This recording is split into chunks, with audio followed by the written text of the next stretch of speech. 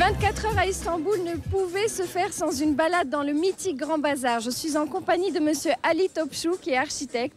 Nous allons nous balader et tenter de comprendre l'importance de ce poumon commercial de la ville. C'est le plus grand marché couvert du monde. En quelle année a-t-il été construit, monsieur Topçu? Vous voyez, le marché, c'était déjà du temps de Mehmet II, le conquérant, a démarré avec deux grandes constructions que vous allez voir en pierre. Mais tout autour de ces deux constructions en pierre, il y avait beaucoup d'échoppes, beaucoup de boutiques. Et donc, il faut dire que ce marché est composé de 67 rues.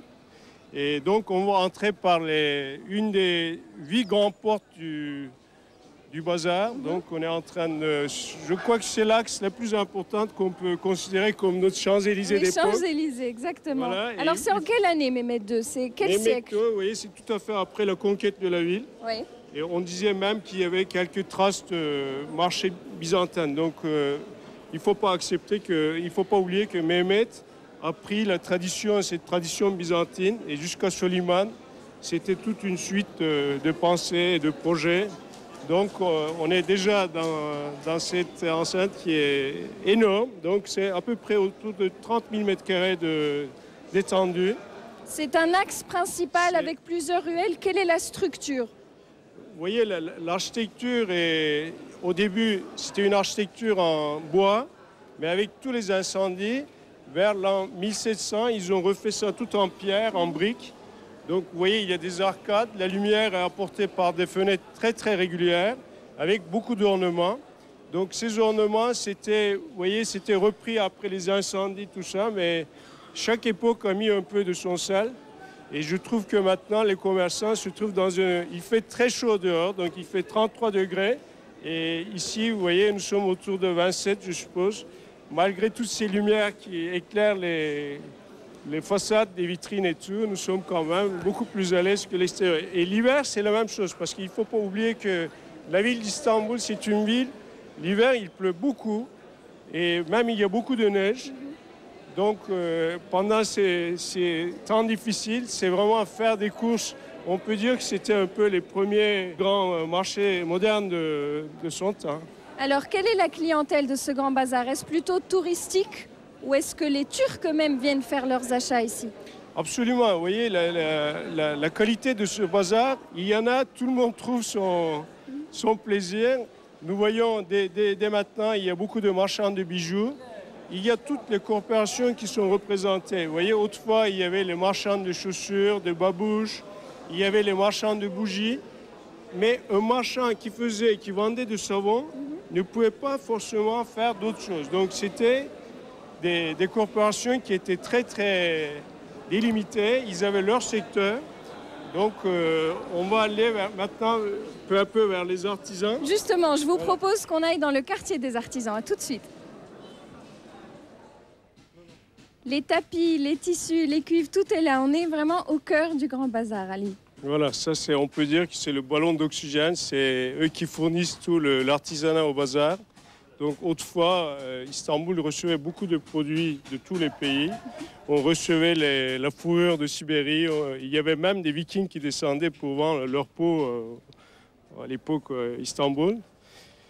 Et maintenant, on fait beaucoup plus de cuivre. Et il y a un artisanat vivant qui nous fait vraiment plaisir parce que ce soit en tapis, que ce soit en cuivre, que ce soit en porcelaine, vous allez voir beaucoup d'ateliers qui vivent très très bien de leur... Il y a de nouvelles créations ou ce sont les mêmes produits depuis des siècles, les tapis par exemple? Il improvise un peu. Vous voyez, maintenant je vais vous montrer des patchwork de tapis. C'est tout à fait inventé depuis quelques années. Mais quand même, la grande tradition de tapis turc, c'est un trésor qu'on va exploiter encore beaucoup de temps. Ces faïences là, qu'est-ce que c'est? Vous voyez, par exemple, là, c'est très intéressant. C'est beaucoup d'imagination parce que c'était souvent des faïences qui étaient esquintées à Kütahya. Il y a un artisan qui est génial, qui a trouvé ça et il complète avec du cuivre et ça fait un ensemble qui est tout à fait comme ça, rien n'est perdu.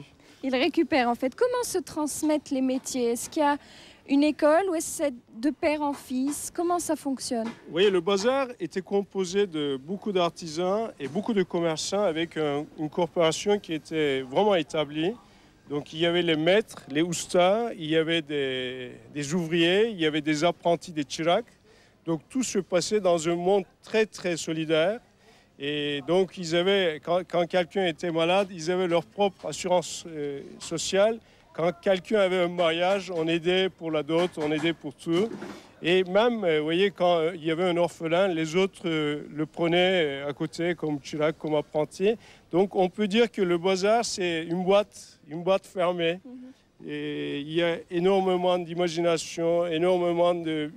Même actuellement, je trouve que le système du commerce du bazar, je crois, ça tient très très bien. C'est une boîte fermée aux femmes? On ne voit pas beaucoup de femmes. Vous savez, quand je dis boîte fermée, c'est plutôt c'est ce côté création de la boîte.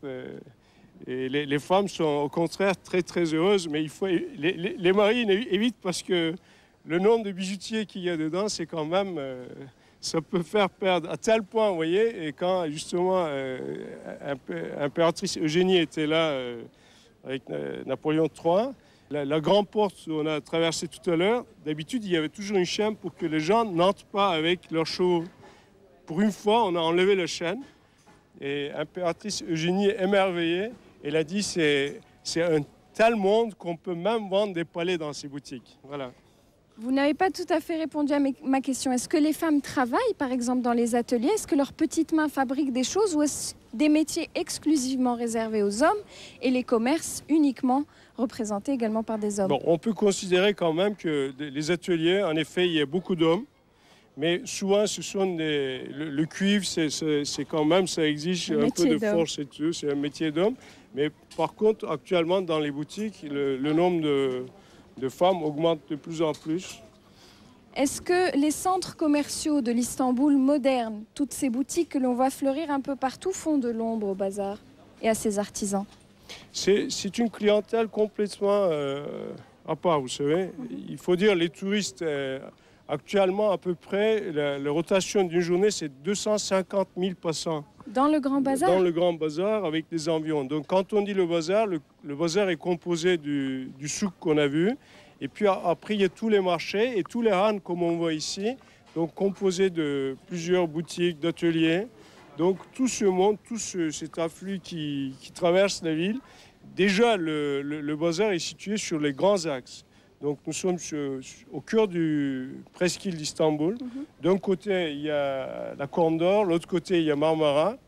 Donc, tout ce monde, au moins, passe une fois, tous les touristes qui viennent à Istanbul, au moins passent une fois à visiter cet endroit qui est, moi, je trouve, merveilleux. Et mythique. Mythique, voilà. Autre endroit mythique dans le Grand Bazar, le souk de l'or et les criers. On va y aller. On va y aller tout de suite. Ali, l'or turc est mondialement réputé pour sa qualité et pour les prix qui sont vraiment imbattables ici.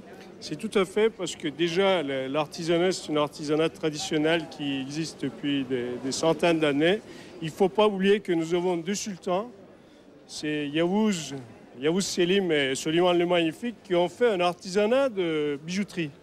Donc je crois que à la fois c'était des vaillants combattants et à la fois ils avaient cette finesse d'art. Donc de cette tradition, nous avons eu toujours beaucoup d'artisans, et dans ce bazar, l'or est très très réglementé. Donc il y a des poinçons qui sont très respectés, et toute cette partie qu'on peut considérer, vous voyez, avec ces magnifiques coupoles, oui. Et c'est le cœur du bazar. Et on ne triche pas avec l'or, c'est une tradition turque, les prix sont fixes, les lois sont très dures. Voilà, il y a l'or et le pain qui étaient toujours... On ne peut pas se faire arnaquer, voilà. Tout à fait. L'or et le pain, c'était... L'or et le pain. L'or et le pain. Sacré. Sont sacrés. Il y a aussi l'argent. Et l'argent, il y a aussi un marché d'argent dans un han qu'on pourrait voir. Là aussi, ce sont des spécialistes depuis des années. Là, vous voyez sur les vitrines d'ailleurs beaucoup de bons produits d'argent. Vous avez parlé de han, les caravansérails.